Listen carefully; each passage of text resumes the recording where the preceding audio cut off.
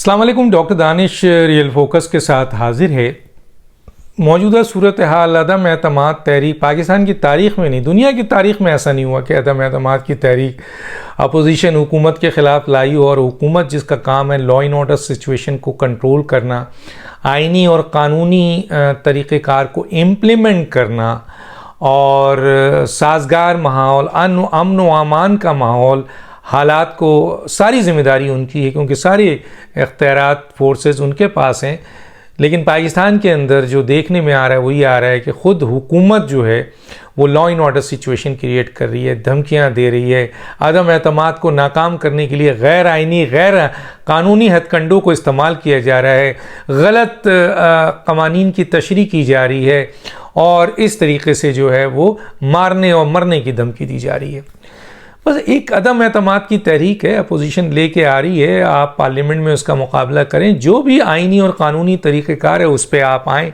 और ये बात हम बार बार कह चुके हैं और अब तो स्पीकर ने भी लीगल ओपिनियन ले लिया है कि जो मुनहरिफ अराकीन होते हैं वो मुनहरिफ अराकीन इख्तलाफ की बुनियाद पे आप उनको वोट डालने को मना नहीं कर सकते। हाँ, जब वो पार्लियामेंट में आएंगे आप उनको रोक नहीं सकते, पार्लियामेंट में वोट डालेंगे आप उनको वोट डालने से, कास्ट करने से नहीं रोक सकते। उनका वोट काउंट होगा, चाहे वो फेवर में दे या अगेंस्ट में दे। और अगर वो किसी शिक के, जिसको 63A कहा जाता है कि सदर यानी पार्टी सदर के हुक्म के मुताबिक वो फैसला नहीं करते हैं तो उनके खिलाफ फिर शोकाज होता है, पर्सनल हेयरिंग की जाती है, उन्हें बुलाया जाता है, उनसे पूछा जाता है एंड देन उसके बाद एक लेटर ख़त लिखा जाता है इलेक्शन कमीशन को। इलेक्शन कमीशन एक पोस्ट ऑफिस होता है, स्पीकर एक पोस्ट मैन होता है, वो उठाता है वो ख़त को और वो इलेक्शन कमीशन की तरफ दे देता है और इलेक्शन कमीशन उस पर कानूनी कार्रवाई करता है। ये एक प्रोसीजर है। लेकिन मुनहरिफ अराकीन को जब तक वो जुर्म सरजद नहीं कर दें उनके खिलाफ कार्रवाई नहीं हो सकती। वज़ीर आज़म 50 लेटर लिखे स्पीकर को और स्पीकर दुनिया के तमाम घोड़े दौड़ खोल दें, लेकिन वो इनको वोट डालने से और वोट को, जो इनका वोट है उसको डिस्कार्ड भी नहीं कर सकते। ये बात बता के थक गए हम।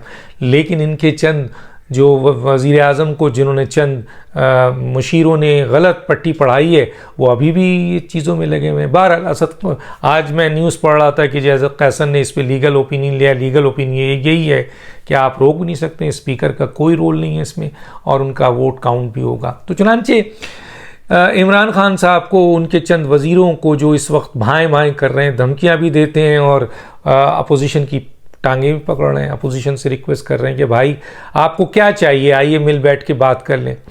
और कोई एक वज़ीर कहता है कि जी बात भी करें और फिर दूसरी तरफ जो है वो धमकियां आ जाती हैं। इमरान खान साहब जो हैं वो हर जगह धमकी दे रहे हैं। फिर एक धमकी ये भी आ गई कि 10 लाख लोगों का मजमा जो है वो जमा किया जाएगा। बताइए, अदम एतमाद की तहरीक जो है वो एक आ रही है जिसका कानूनी और आइनी तरीक़ेकार से हुकूमत को दिफा करना चाहिए और उसका काम है सिक्योरिटी को जो है वो लॉ एंड ऑर्डर को कंट्रोल करना। वो खुद लॉ एंड ऑर्डर पैदा कर रही है। क्यों ऐसा क्यों है? सब जानते हैं क्यों। क्योंकि आप पार्लियामेंट के अंदर अदम एतमाद का मुकाबला नहीं कर सकते, आपको यकीनी शिकस्त नज़र आ रही है।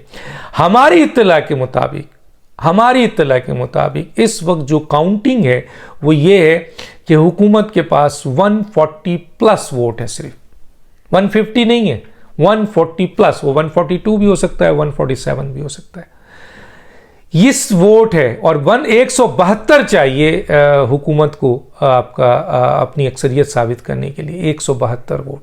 तो 140 प्लस 142, 43, 44, 45, 46, 47, 48, ठीक है ना। ये वोट है तो कितनी बड़ी शिकस्त है आपकी, ये हुकूमत को पता है। और उस सूरत हाल में ये जो है वो ये भी हो सकता है कि जी उनको पता है कि जी हम अदम एतमाद में जाएंगे, हम मुकम्मल तौर पर शिकस्त खा रहे हैं और हम मुनहरिफ अराकीन को रोक भी नहीं सकते वोट कास्ट करने से, जो आइन और कानून बता रहा है। तो अब वो चाहते ये हैं कि 10 लाख का मजमा बुलाया जाए, जैसे कि इनके वुज़रा कह रहे हैं। अब देखें ना, शेख रशीद साहब धमकी क्या दे रहे हैं कि जनाब हम फ़ौज को बुलाएंगे। भाई फ़ौज को आप एक तरफ खुद मजमा अखड़ा कर रहे हैं, मारपीट की बात कर रहे हैं, धमकियां दे रहे हैं, कत्ल व गारतगरी की बात कर रहे हैं और दूसरी तरफ आप फ़ौज को बुलाने की बात कर रहे हैं। भाई बिल्कुल आप फ़ौज के कंट्रोल में दे दीजिए पूरा इस्लामाबाद। लेकिन ये भी तो सोचिए कि इस 10 लाख के मजमे को जो बुलाया गया है इमरान खान साहब की तरफ से और अपोजिशन की तरफ से 20 लाख, क्योंकि अपोजिशन ने एक बात सोच लिया है कि लाठी का जवाब लाठी से, ताकत का जवाब ताकत से। और इसहाक डार साहब का एक स्टेटमेंट में पढ़ रहा था कि इमरान खान साहब को जवाब उन्हीं की ज़बान में दिया जाए तो मुनासिब है, वरना वो कोई और ज़बान नहीं समझते। यानी वो गालम गलोच करते हैं तो आप भी गालम गलोच कीजिए, वो अगर मार धाड़ करना चाहते हैं तो आप भी मार धाड़ के लिए निकले, वो मजमा लाना चाहते हैं तो आप भी मजमा लाइए। गोया ये एक बड़ी चीज़ सामने आई है। तो फिर ये इसका इनिशिएटिव कौन है, इसका इनिशिएटर कौन है? हुकूमत, इमरान खान। कि आप जो हैं वो, अब देखें ना, आप एक तरफ कह रहे हैं कि जी फ़ौज को लाएंगे, दूसरी तरफ यही मिनिस्ट्री ऑफ इंटीरियर यानी वजारत दाखिला शेख रशीद जो है वो कहता है कि जी अदम एतमाद के दिन वो PTI के वर्कर कारकुन सब जमाओ और ये जो अरकान हैं ये इनके पास से गुजर के जाएं। क्या कर लेंगे? मसलन अरकान को मारेंगे, धमकियां देंगे, प्रेशर होगा। जो अगर फ़र्ज़ कीजिए ये अरकान अंदर चले गए, आपने इनको धमकी बार दे दी, उन्होंने जाके वोट आपके ख़िलाफ़ कर दिया और आप वज़ीर आज़म नहीं रहे, तो उसके बाद जब वोट ऑफ नो कॉन्फिडेंस पास होगी उसके बाद वो लोग तो ताकतवर हो जाएंगे जिन्होंने अगेंस्ट में वोट दिया है। वज़ीर आज़म के इख्तियारात ख़त्म, ना पुलिस उनका साथ देगी, और ये जो मजमा खड़ा होगा जो बदमाशी करेगा फिर उनकी वो पिटाई होगी कि दुनिया देखेगी।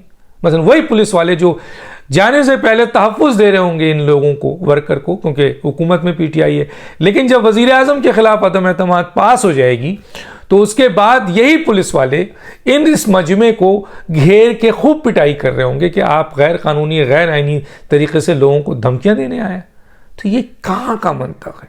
मसलन किस तरह का ये अमल है? एक तरफ आप लॉ एंड ऑर्डर सिचुएशन पैदा कर रहे हैं तो दूसरी तरफ आप कह रहे हैं कि जी फ़ौज को हम बुलाएंगे। भाई फ़ौज को बुलाएं। अशर अपोजिशन ये धमकी देती, अपोजिशन ने पहले ये कहा होता है कि जी हम मजमा लाएंगे, हम वहाँ मजमा करेंगे। उन्होंने तो मजमा रोक दिया। बिलावल का मजमा गया, वो बैठा सकते थे अपना, अदम एतमाद तक नहीं बैठाया, उन्होंने फारिग कर दिया कि नहीं जी जाइए। 23 मार्च वाला मजमा है वो पहले भी ला सकते हैं, लेकिन वो तो ये नहीं कह रहे। उन्होंने तो आपके जवाब में जब हुकूमत लॉ एंड ऑर्डर सिचुएशन पैदा करे, धमकियां दें, कत्ल करने की धमकी दे, खुद को हमले करने की धमकी दे, तो फिर अपोजिशन क्या करे? सवाल ये पैदा होता है। तो अदम एतमाद को मैंने बता दिया, कल भी मैंने बताया था कि जी आपको पहले ही मैंने बता दिया था, क्लियर कट बताया था कि परवेज़ इलाही अब जो हैं वो वज़ीर आला की हैसियत से PMLN मान गई है। आज आप देखें हर जगह ये बात है।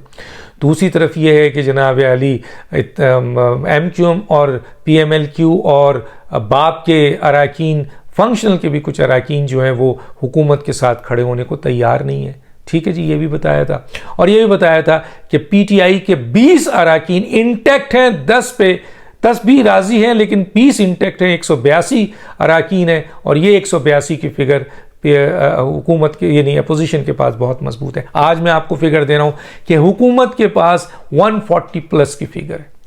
उनके पास 140 प्लस अरकान होंगे और उनको ये पता है, चुनांचे वो अदम एतमाद को फेस नहीं करना चाहते, इसलिए वो एक 10 लाख का मजमा ला रहा है, दूसरा 20 लाख का। तो होगा क्या? खाना जंगी होगी, लड़ाई होगा, झगड़ा होगा, फसाद होगा।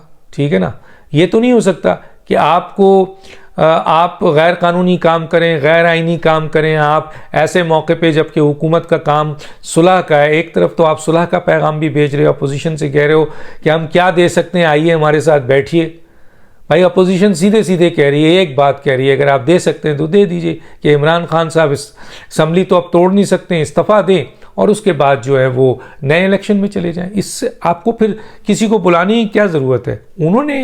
उनके पास नंबर पूरे हैं, वो आपके साथ क्यों निगोशिएट करेंगे? लेकिन क्या है कि अब आपके दम निकल रहे हैं। आप एक तरफ धमकी देते हैं, दूसरी तरफ पाँव पकड़ते हैं, एक तरफ धमकी देते हैं, दूसरी आप इत्तेहादियों को धमकी दे रहे हैं, 5 अरकान की जमात कह रहे हैं, जलील कर रहे हैं और फिर उनसे माफ़ी भी मांग रहे हैं। एक तरफ असद उमर साहब ने कहा ये तो चंद ज़िले की जमात है, लेकिन फिर माफ़ी मांगने में पहुंच रहे हैं, फिर रिक्वेस्ट भी कर रहे हैं, वज़ीर आज़म भी रब्ता करने की कोशिश कर रहे हैं और बड़े बड़े ऑफ़र्स भी दे रहे हैं। तो चुनांचे ये कौन सा तरीक़ेकार है बताइए कि जिसमें आप धमकियाँ भी दें और फिर पाँव भी पकड़ें? आप देखिए इस हुकूमत का हाल ये है कि 4 मुसलसल काबीना का इजलास मुलतवी हो गया। क्यों हुआ? इसीलिए हुआ कि क्योंकि ये एक इत्तेहादी हुकूमत है और इसमें बहुत बड़ी तादाद में वुज़रा इस इजलास में नहीं आएंगे, और जिसकी न्यूज़ बाहर आएगी तो हुकूमत को बड़ी पशेमानी होगी। तो चौथा इजलास, मुसलसल चौथा इजलास उन्होंने मुलतवी कर दिया।